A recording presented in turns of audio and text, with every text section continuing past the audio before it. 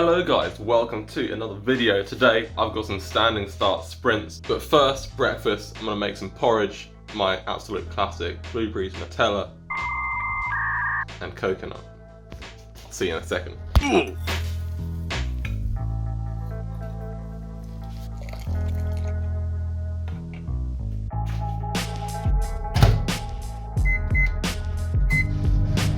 But first, one of these bad boys.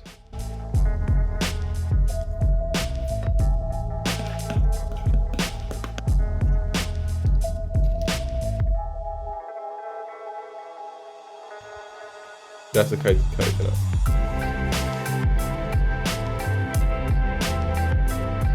And here we have this beautiful, beautiful porridge. Oh, isn't that just a work of art? So I'm out on the bike finally. I'm not gonna lie, it took me a while to get out this morning. The DOMs from the gym session the other day, whew, just a little bit spicy, especially in the hamstring. So I'm not gonna go too hard today because, you know, first sprint session of the season, of the off season. So, you know, just gonna take it a little bit easy. So like I said, yeah, I've got 6 standing start efforts. Normally I do them in quite low down the cassette, but I'm gonna, like I said, take it easy from the start. I'm not gonna get too talky, and just, yeah, first sprint session of the year, gonna take it a little bit easy, but, you know, try and get some fairly decent numbers. See how I feel. I've got the chest mount and GoPro, so hopefully that'll be some cool footage. It's a little bit uncomfortable because it's on my heart rate monitor, but hey ho. And yeah, I'll catch you in a bit, hopefully, with some footage on here.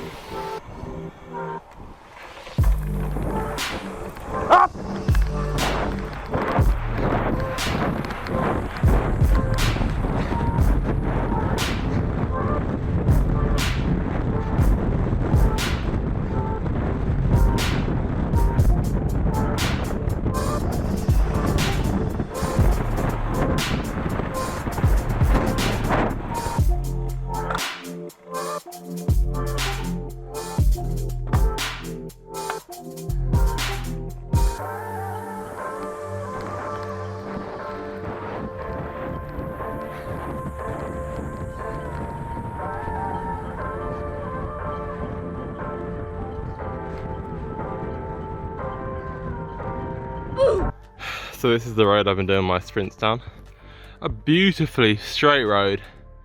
It's pretty smooth after it gets into that light section past the shadows. So perfect sprinting, hardly any cars. So yeah, it's pretty good.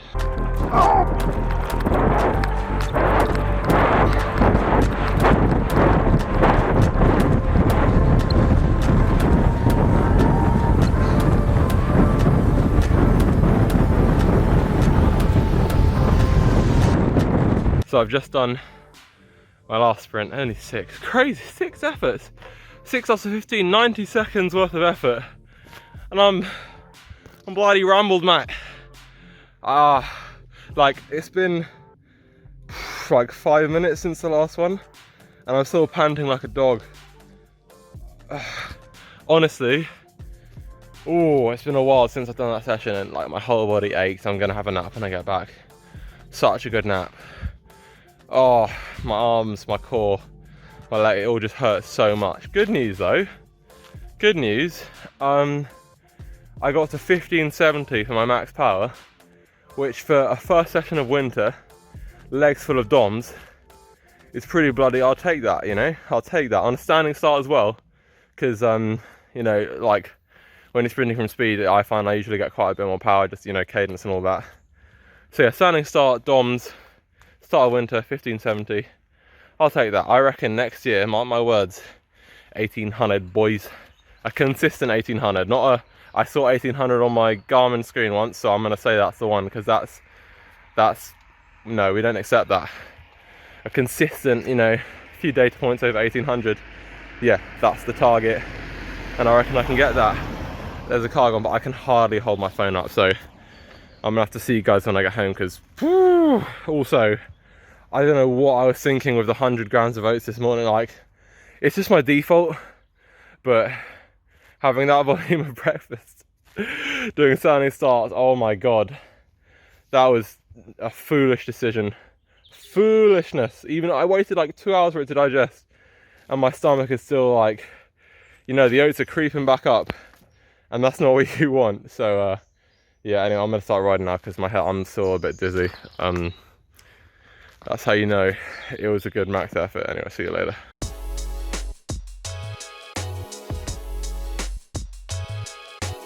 What's up guys, back home now. Yeah, feeling still pretty achy. Like I literally, my average power for the ride is I think something like 140 watts.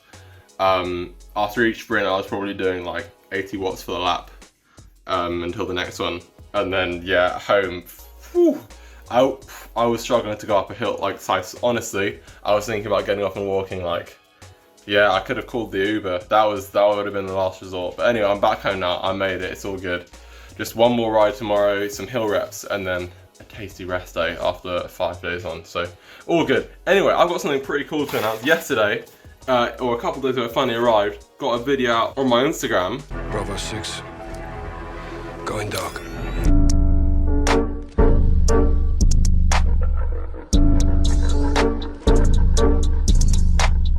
Yeah, it's the Blackout Limited Edition salted caramel flavour of Rigo recovery powder. I tried it yesterday. Woo! It's really good. Like I really like this flavour. But I was having a think the other day. My normal flavour at the moment, like I said before, is chocolate.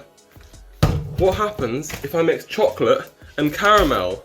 It's a millionaire shortbread, no? No? So I'm gonna try that right now, and I'm gonna tell you because I feel like this could be the greatest revelation of the modern day times, honestly. So the chocolate and caramel Rigo combination absolutely slaps. There's no questions asked. It's amazing. I mean, I like both. Obviously, I'm gonna like them together. It's pretty cool, and I think mixing and matching protein powder is something I'm probably gonna try a little bit more of because, you know, we increase the number of flavors. It's like the deluxe paints, you know, they have like 3 colors and they make 1,000,000 colors out of 3. So anyway, I'm gonna do a quick little ride review. I know Giacomo, aka Cycle Nutter, did it, and I'm taking a bit of inspiration from him. He's a really cool other cycling YouTuber, so check him out. I'll put his link in the bio. I did a vlog with him a couple weeks ago, so check that out as well. He's got a really cool channel. Anyway, so like I said, had pretty heavy legs from the DOMs from the gym the day before. Obviously it was winter. I haven't done a sprint session for probably a couple months, to be honest with you, maybe even longer. So I wasn't expecting any big numbers. I was gonna go easy on the gears, but you know what? The first one I went straight for the 52-14, which is my normal standing start gear. Maybe I go a little bit harder in a couple sessions time, but 52-14 is pretty good. And yeah, the first one bopped out 1572 watts, pretty happy with that, all things considered. I was looking at the 10-second power, and that was 1460, which I'm really happy with. That's actually not that far off my PB. So yeah, obviously I'm not trying to get PBs at this time of the year by any stretch of the imagination, but my point is if I'm hitting that now, yeah, I'm really looking forward to see what I can do for next year. I'm telling you guys, 1800 watts, that's the goal, maybe more, who can say. 1700 for 5 would be nice. I'm really hoping to check that box next year. But yeah, that should be really, really exciting. So like I said in my previous video, I started working with a new strength and conditioning coach alongside my normal cycling coach. And yeah, we've been working together to sort of, firstly, fix any imbalances, but also, you know, with the main target of building muscle strength, overall strength, which should translate to the bike for next year. And I recorded a video with him explaining what we're doing, how it's working. So I'll show you that now. And remember, if you guys are interested in S&C coaching or anything like that, hit him up. I'll put his link in the bio as well. Hi, it's Phil again from Be Fit. Obviously been working with Red on his strength training. So what we're doing this month is basically corrective month. So the month of November, we spotted a few things we can actually clean up before we get into our strength training. So I'm going to show you a couple of things we've been doing. So we've noticed on one side, its medial glutes are a little bit weaker and it just needs to fire up a bit more to keep those hips nice and straight, so we have legs literally that work like pistons. So what we've been doing is a couple of corrective moves. This is a really great one as well. If you want to get your hips basically nice and level, come right up to the top, and we've just been doing the single leg version of this one, which is just in there, getting that hip alignment, so horizontal hip, and making sure that we don't get any of this kind of effect happening. So this is how we discovered that medial glute wasn't firing up. So we're actually doing reps of this, which look a little bit like up to the top, get that to fire. You can feel that hamstrings into the glute lower back as well. Place the leg down and off we go. So that's been one of our corrective movements. The second thing we've been doing is, I suppose apart from a bit of hip work, we've actually noticed that in that single leg RDL, again, we're just trying to keep the hips as square as possible. We were coming down with a kettlebell. It's my imaginary kettlebell in my hand here. So we're coming on in, nice and flat, stabilising, and then coming through. So there's a couple of bits that we're doing this month, which is pure correctives for red, and then we're putting that into our bigger work, like our goblet squats before we load onto barbells, but we've been happily moving through with some RDLs, all of his presses and pulls in general kind of upper body strength training work. And it's a great corrective month before we start to lift heavier next month. So make sure you check out Move Fit in the link below. They've been super cool, they helped me out, and I hope they can help you too, because these strength gains, I'm telling you, they're going to be massive. Anyway, that's going to be the end of the video. I hope you enjoyed it, and thanks for watching. See you later.